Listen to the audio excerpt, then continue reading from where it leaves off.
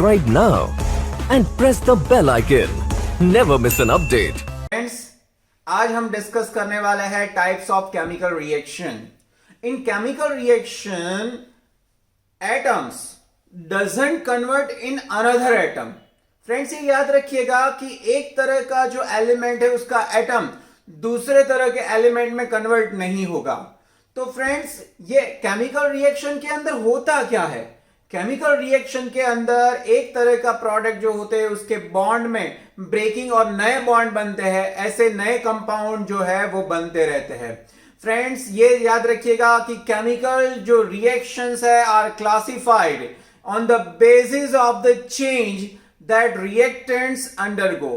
सो friends, सबसे पहले हम यहां पे ये देखेंगे कि केमिकल रिएक्शन का जो पहला टाइप है वो है कॉम्बिनेशन रिएक्शन.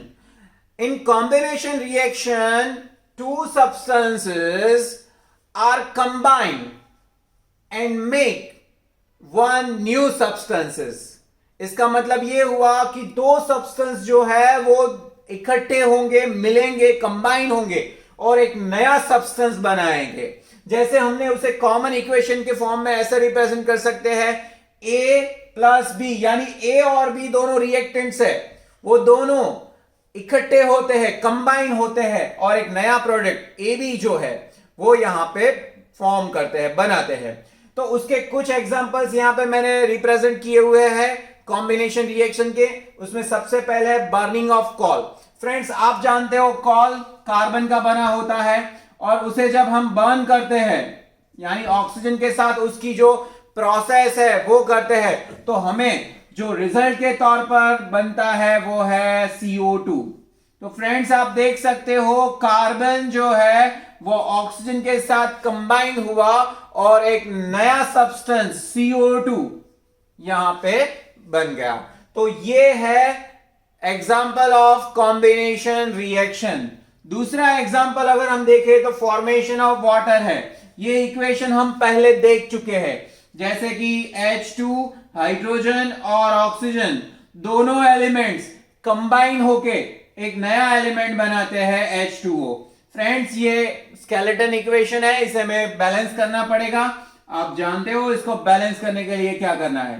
तो ये हो गया कंबाइन, दोनों का कॉम्बिनेशन यानी हाइड्रोजन और ऑक्सीजन कंबाइन होके वाटर फॉर्म करते हैं. तो फ्रेंड्स, ये है combination reaction with example.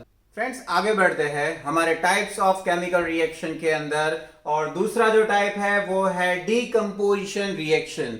Friends, पहले हमने देखा था कॉम्बिनेशन रिएक्शन यानी दो कंपाउंड जो है वो इकट्ठा होके एक सब्सटेंस बनाएंगे. यानी हमारे पास कॉमन इक्वेशन था A plus B is equal to AB.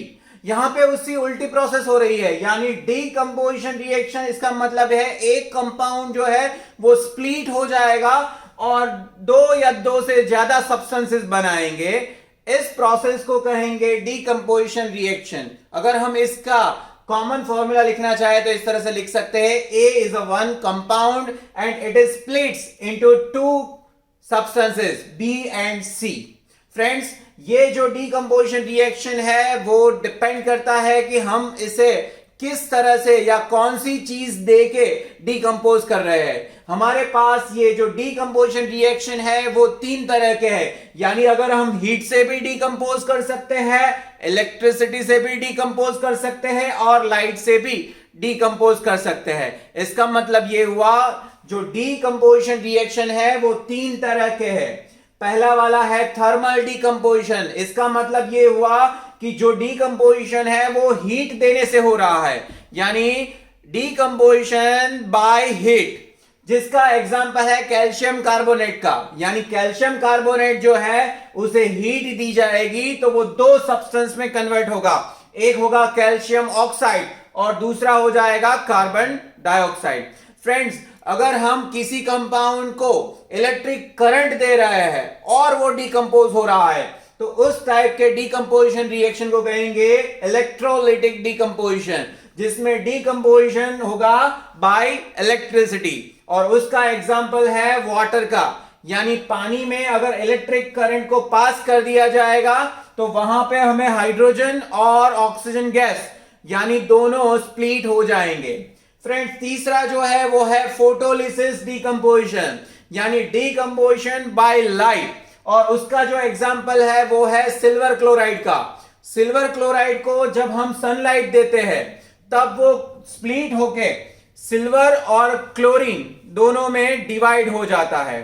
Friends ये जो है फोटोलिसिस डिकम्पोजिशन वो यूज होता है ब्लैक एंड व्हाइट फोटोग्राफी में, ये याद रखिएगा। तो डिकम्पोजिशन रिएक्शन के 3 टाइप के रिएक्शन है, by heat, bye electricity and by light. तो उसी तरह से हम उसको पहचानेंगे, थर्मल डिकम्पोजिशन, इलेक्ट्रोलिटिक डिकम्पोजिशन और फोटोलिसिस डिकम्पोजिशन।